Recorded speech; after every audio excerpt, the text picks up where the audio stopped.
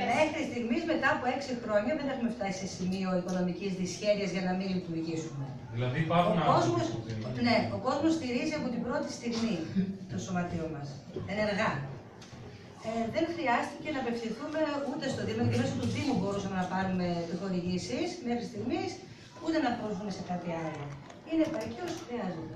Δεν χρειάζεται να υπάρχει μεγάλο πλεόνασμα. Η οικογένεια έχει υπομειστεί.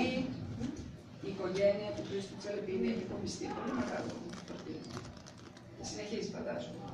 Δεν συνεχίζουμε. Προσπαθούμε.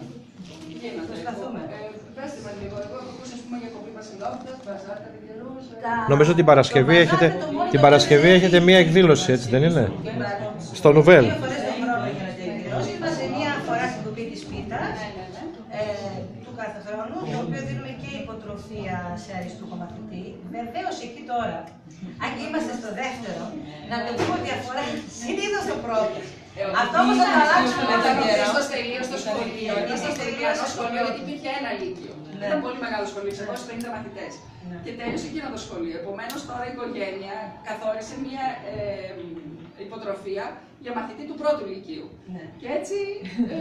Η οποία γίνεται κάθε σχολείο. Τη μια χρονιά είναι του πρώτου, την άλλη. Αλλά οπωσδήποτε αυτό θα γίνει. Δεν υπάρχει, κάποια στιγμή θα ανοιχτεί και στο υπόλοιπο, έτσι.